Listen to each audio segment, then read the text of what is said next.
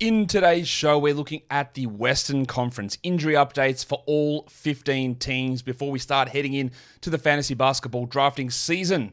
Michael Bolton. Thanks, Josh. It's Michael Bolton here, and it's time for another episode of the Locked On Fantasy Basketball Podcast. Let's get to it. Let's get to it, indeed. You are Locked On Fantasy Basketball, your daily fantasy basketball podcast, part of the Locked On Podcast Network.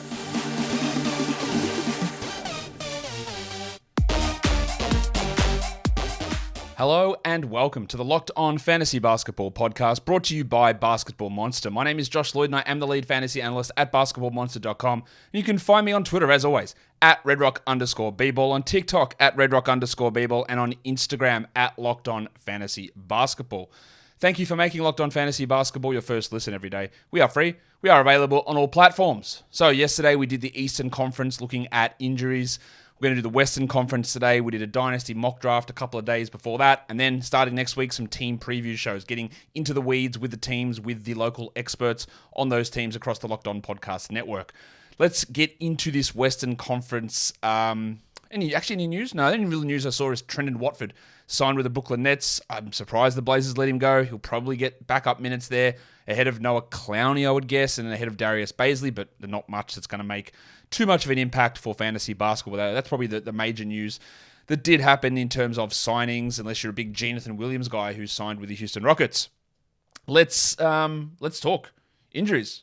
Pinky doll. Yes.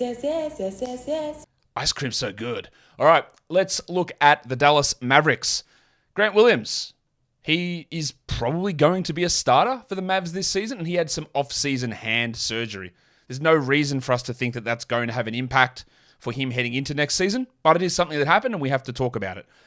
He is in a better position than he was last season because he's going to play more minutes from going as a guy who was out of the rotation a lot of the time or very marginalized, where literally the first game of last season, they were playing Noah Vonleh ahead of Grant Williams. So it's fair to say that Joe Mazzulla didn't really love him.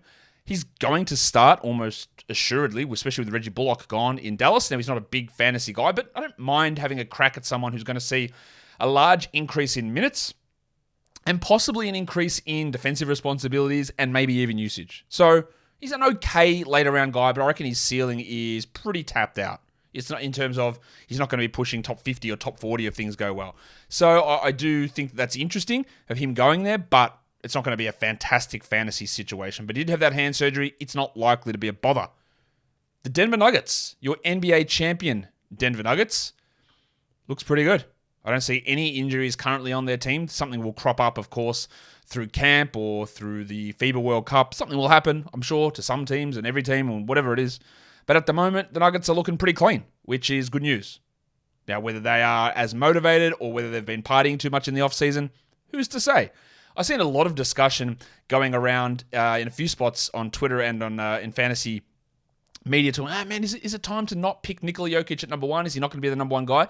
I had this discussion last season. And I said, look, I think in every scenario, you take Jokic number one without any questions asked.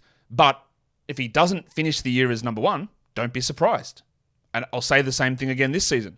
He might not finish the year as the number one guy, but you take him number one. And if he finishes number two or number three, it literally does not matter. People overthink and over-wring their hands about first-round draft picks in fantasy all the time. And if your number one overall pick ends up at 3 or 4, it honestly doesn't matter. It's not the big thing that's going to cost you or lead you to championships or anything like that. So sure, Jokic might not be the number one player at the end of the season. It's possible. He's starting to hit, not quite peak, but when you hit age 29, this starts to be slight declines. And he's like 28 and a half. Granted, Embiid's 29 and a half, so he's in the similar boat. But you just take him number one, and if he finishes 2 or 3, honestly, who cares? Doesn't matter. Let's go to the Golden State Warriors. It still remains weird that Chris Paul is a member of the Golden State Warriors. I don't know that he's going to start or not. When I put out my Warriors projected lineup, I did project that he would start. That's not something that I would do. I would definitely start Kevon Looney, but I do feel that there will be some ego-based lineup decisions that get made that start Paul and then bring Looney into different closing situations or whatever they do. Or whatever it is. I don't think it matters that much. I think he's going to be playing fewer than 30 minutes. Of course, he had that injury throughout the playoffs which I guess precipitated the Suns' exit, but also the Suns moving on from Chris Paul. I don't think there's any reason to expect that this groin injury is going to linger heading into the season, but it was something that we saw the last time Chris Paul and his team was playing, and he wasn't able to be out there. So we mention it, and we know that there are going to be injuries for him almost definitely through the season. The bloke's 37 years of age, 38? I don't know. He's really old. Things are going to happen. I've got no doubt about that whatsoever. Should we do the Houston Rockets? We should, because they did have an injury throughout or in Summer League, and that was Amen Thompson.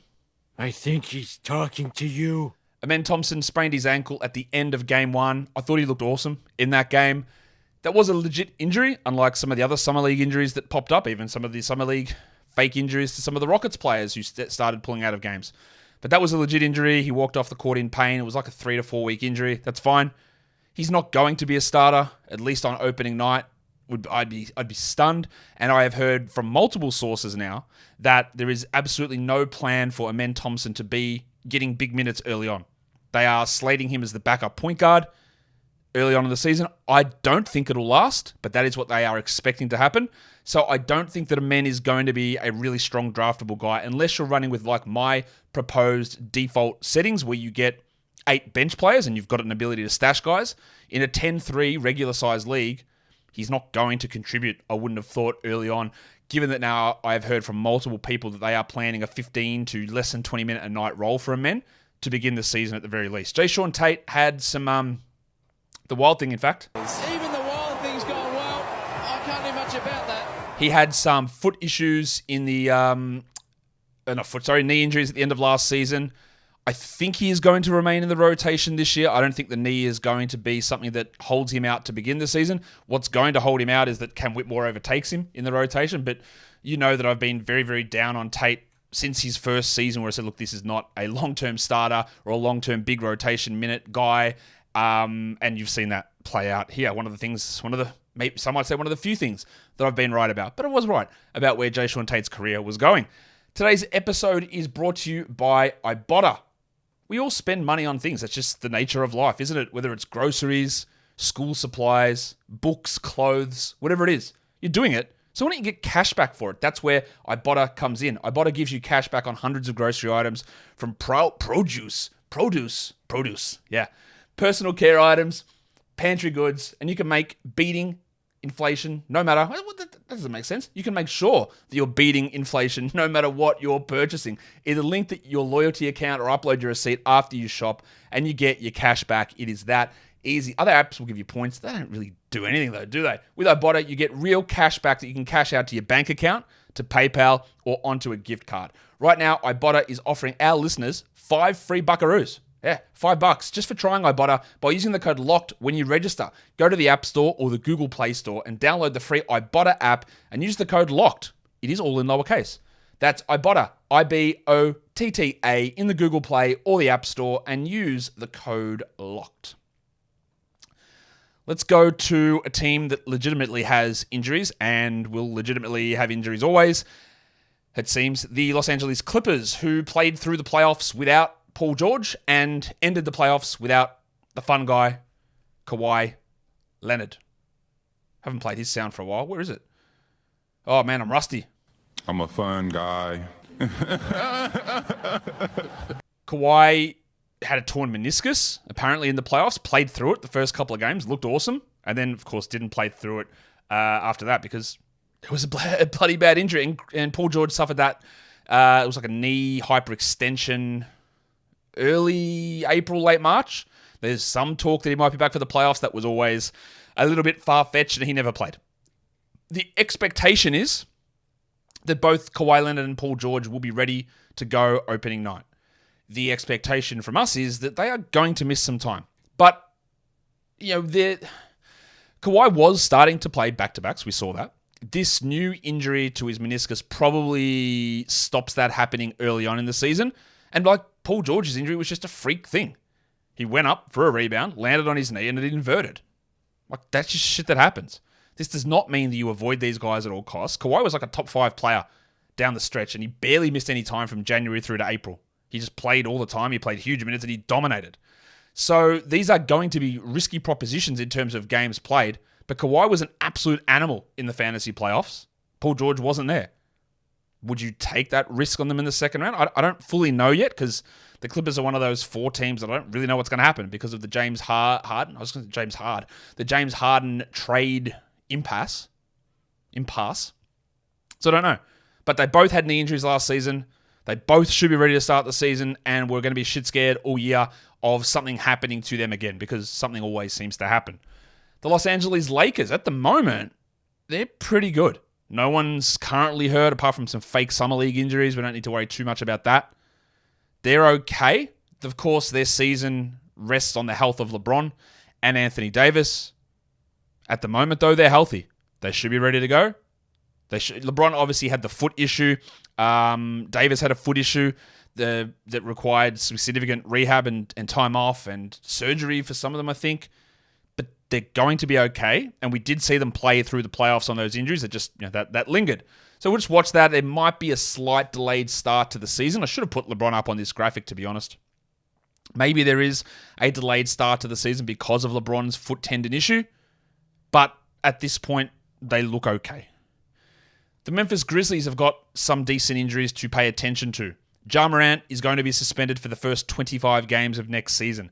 That means, number one, that he can maximum games is 57. Now, Morant is another guy who gets injured quite a bit, so you'd probably put max games played 50 for Ja Morant. The good thing is, if you're in a head-to-head league, that those games should be coming during the fantasy playoffs. But also, remember, Morant is not as good of a fantasy category league player as he is a fantasy points league player. Fantasy points league player, he's a borderline first-round guy.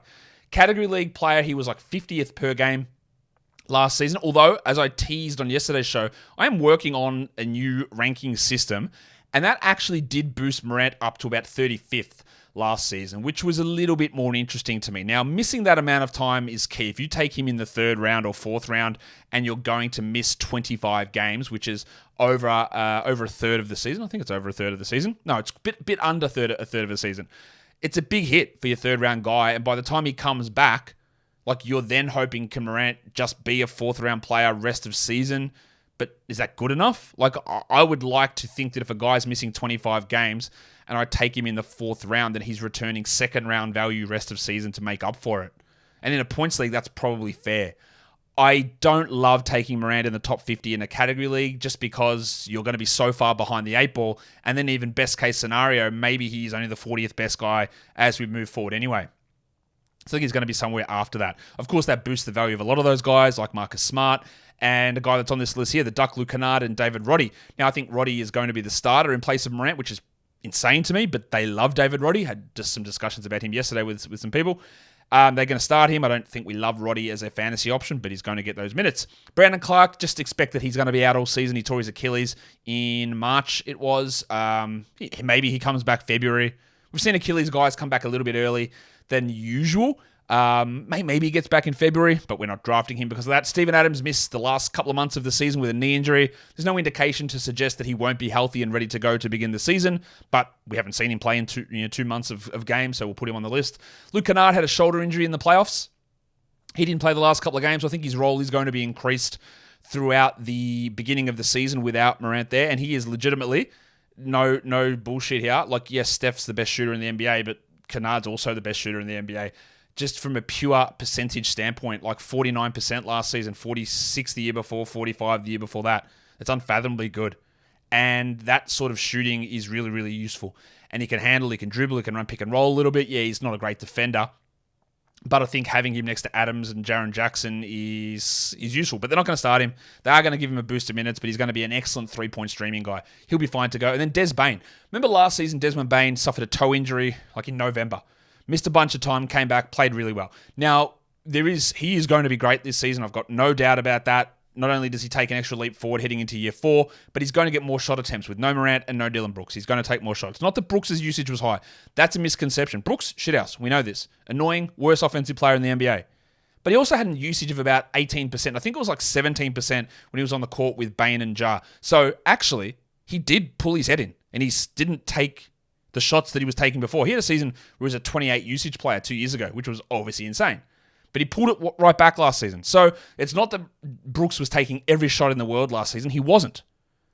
But does David Roddy taking Brooks' spot, does that lead, does Roddy get more than 18% usage? Roddy's a decently high usage player for being a bad efficiency guy.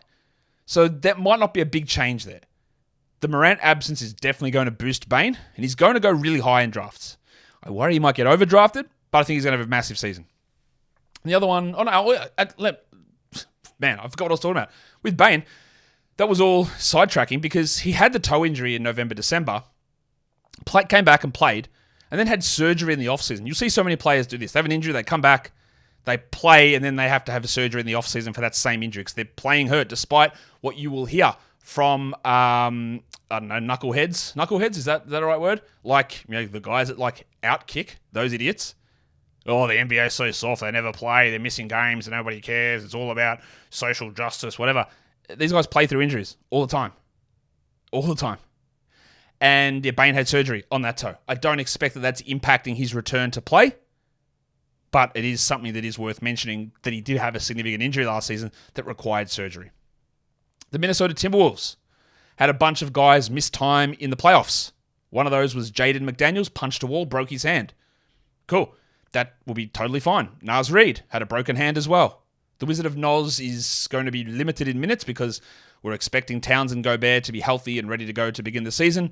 There is some talk that they'll try and play some Reid and Gobert and Reid and Towns together minutes. I don't know how well that's going to go, especially with McDaniels and Anderson there as well. And there is young power forwards like Minot and Miller who deserve minutes, but they signed Reid up and he's going to be in the mix, and he's going to be one of those guys that we stream in and we drop and we stream in and we drop. If you're in a deeper format, like, I don't know what to call it, the Josh Lloyd default settings where you're rostering 18 blokes, then yeah, he's a draftable player. The other one is their second-round pick, Jalen Clark. Tore his Achilles back in March, playing for UCLA. He's on a two-way. Maybe he's back February, January, but he's not going to have any sort of impact.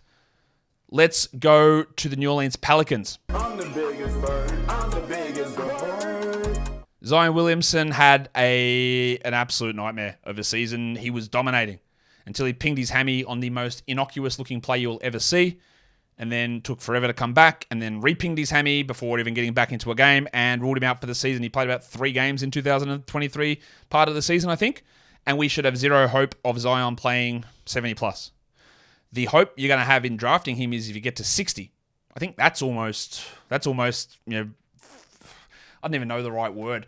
That's wishful thinking, I think. Now, there is a lot of talk, and we have to look at everything that happens in the off-season with grains of salt.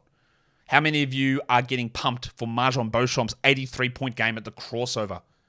The answer should be literally nobody.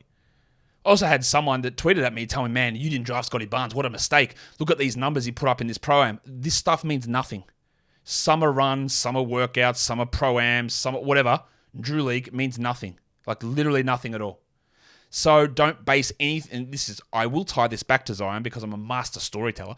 All of this stuff that you see that happens, we are so starved of basketball content that we see something and we go, look at this, look what he did. Look what he did in this thing. Look at RJ Barrett's workout video against a man who's less fit than I am. Fantastic.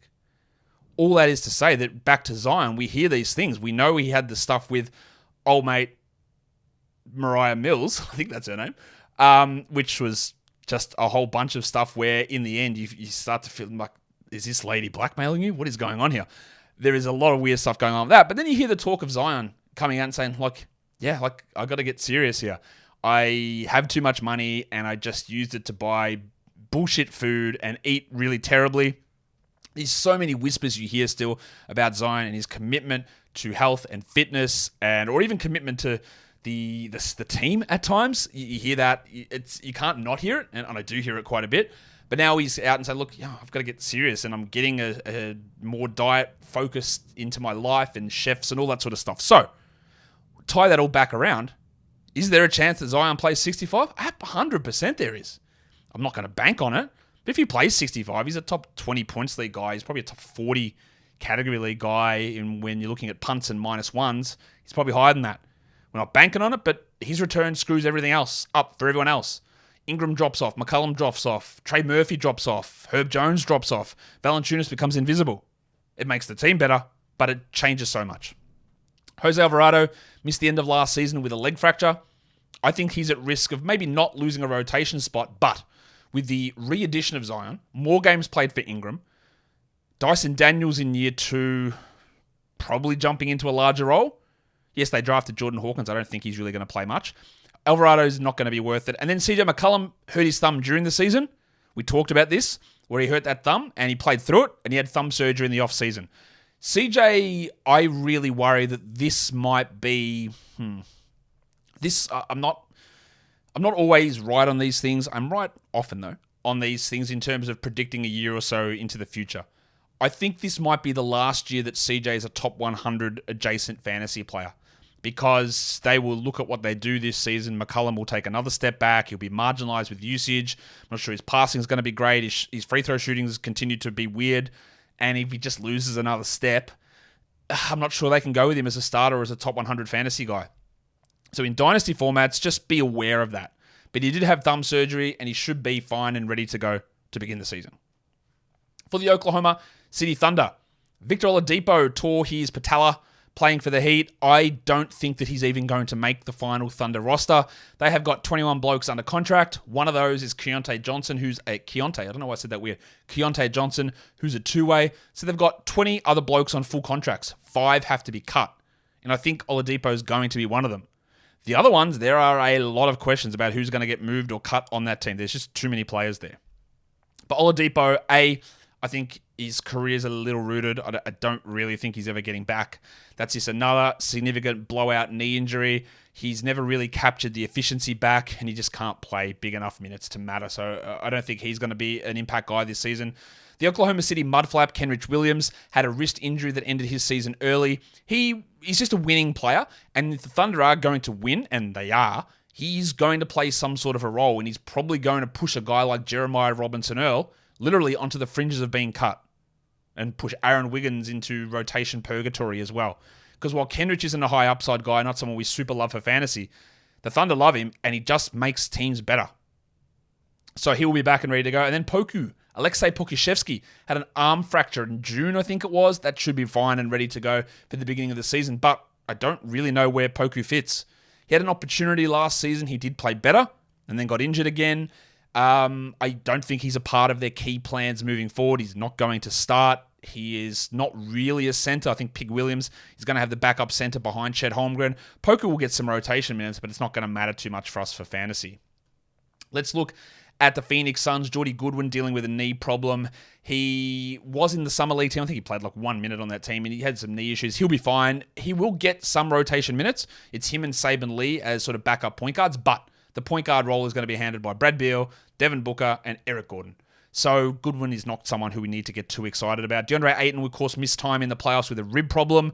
He is fine, ready to go, but we've got to mention that. He will start, but I expect that his usage takes a gigantic hit, and he's never going to get the ball. He's never going to attack the rim. He's not going to block shots. I don't even know if he's a top 50 guy. The other one is Bradley Beal, who suffered it was dreadful. Fake. Knee injury to end last season, and he just wasn't able to go in all of April. What are the odds that could happen? He's fine. He's ready to go. And talking about fake injuries. Fake. Jeremy Grant with his fake... You know what? I did not even bother to look whether these were the injuries that the Blazers listed these players out with. Jeremy Grant with a knee. Damian Lillard with a calf. Oi, Damo, give us your lighter. Anthony Simons with a knee injury. They're all fake. Who cares? These guys are ready to go, but this team is completely up in the air. I don't know whether Dame is going to play for this team. I would say he's not in terms of a trade, but if he isn't traded, he will play. And then what the hell does that do for Simons? What does it do for Scoot? What does it do for Sharp? What does it do for Thibault? What does it do for anyone on this team? There is so much flux, I'm not going to get into too much of the impact. But those 3 guys at the start who had fake injuries last season, they're okay. Nasir Little had an abdomen problem. I'm not sure he's even a rotation guy this season. Keon Johnson played like 1 minute in Summer League, broke his finger. This bloke, every time there's a slot opportunity, something seems to go wrong. I haven't completely given up, but I have. And then the last one is old mate Sterling Henderson. Jesus God, Sterling. Now I heard from multiple people directly with, I'm not going to tell you who I heard it from and who they heard it from, but that injury that he got in Summer League, it's just bullshit. Like, it was like, is Scoot fine? Yes. Could Scoot have played? Yes. Did you see enough out of Scoot? Yes. So he had like a slight shoulder discomfort. and he's totally fine. So don't worry that he only played that one game in Summer League. Even the Blazers PR guy was like, I don't actually know what happened. I didn't see anything happen to his shoulder. And I've been told from people in the organization that it's fine. So don't worry about it. The worry is what happens if Lillard and Simons and all these guys are there. Where the hell does Scoot play? The Kings. Domantas Sabonis fractured his thumb early in the season, missed a couple of games, played through it. I actually went on Locked On Kings with Matt George a couple of days ago to give an honest appraisal of the Kings. And the Kings fans, man, they don't want to hear it. When you say, you know what, they were pretty lucky with injuries. They didn't miss any time. Well, that's just not true. We had so many injuries. Well, it actually is true. And talking to a fan base directly who's so hyper-focused on their squad, there's no objectivity with it. It's pretty crazy. Maybe I'm a Kings hater, sure. Whatever. I'm not. I try to just be objective with it. But objectively, they missed the fewest amount of games from rotation players by a massive margin versus other teams. Yes, Sabonis had a thumb injury. He came back. He played through it. Didn't really impact him. He did, though, have thumb surgery after the season. So much like a CJ McCollum or a Desmond Bain in his toe, there was an issue there for sure. But they're cleaning that up. De'Aaron Fox also had a finger fracture in the playoffs. He played through it, but it did impact him as well in terms of his shooting. But there's no reason to suggest that either Sabonis or Fox are going to be limited heading into next season. Let's get to some more fakes. We'll go to the San Antonio Spurs. Now, some of these are real. Charlie Bassey, Goldfinger, suffered a patella fracture. He was starting to look really good. The problem now with Bassey is, obviously Victor's there. So Zach Collins is going to start at center. Bassey would have had a chance to be the backup, but they do also have Sandro Mamukelashvili, who played pretty well at the end of last season. I think Bassey's a better player than him. We still like Bassey from a longer-term dynasty perspective, but the path for a gigantic role is not really there. Again, I still like him. I still think that he is a useful player who can have spot start ability. The other guy I really like there as a backup center is Dom Barlow. So how does that work with Bassey? Bassey might be in trouble, I think, to begin the start of the season, just in terms of minutes and whether he's healthy. Devontae Graham has a 2-game suspension to start the season due to a DUI or a DWI? We call it drink driving over here. But that's what he has got. Would he even get rotation minutes? Because they've got Malachi Branham and Cam Payne and Blake Wesley, who are all going to come off the bench. So Graham is he in that mix with those guys? Yeah, doesn't matter that much. Ken Birch sat out last season with a knee injury. I don't think Ken Birch is making this roster because this team, much like talking about the Thunder, they need to make 3 cuts. They've got 20 guys under roster with 2 two-way guys, Barlow and Serge Rice, and 2 guys need to go. And one of them might be Sandro, might be Birch, might be Chetty Osman. I don't know. There's a couple of guys they can cut. Maybe Doug McDermott. They got some decisions to make. And then there's a bunch of guys who sat out with fake injuries at the end of last season. Jeremy Sohan, Devin Vassell, Zach Collins, and old horsecock himself, Keldon Johnson. Whose horse is that? Vassell legitimately had a knee injury. He had knee surgery, came back, but then was in and out of the lineup. Sohan had some knee problems, but it wasn't a serious thing. Collins literally ripped his finger open, but had played some games and missed time. But I don't think there's any worry about these guys moving forward. One of those 4 players will come off the bench. I think it's going to be Keldon, but I don't know. And the way that I think that is, A, I think he's the worst player of that group, and B, I think that his skill set's not needed in that group. But C, also, is that the news leaked out with an interview with Keldon talking about, would you be okay coming off the bench? He's like, yeah, man, that's fine. I'll do whatever it takes to help the team win.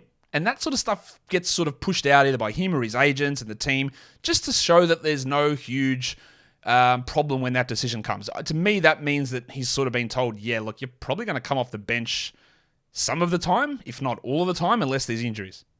I could be not reading into that, but the fact that it came out and he was the one that was spoken about or spoken to about that, and gave his opinion, it makes me think that he already sort of knows. I don't know that for sure, but you know that as soon as Victor was drafted, this is what I thought would happen, and it seems to be heading that way.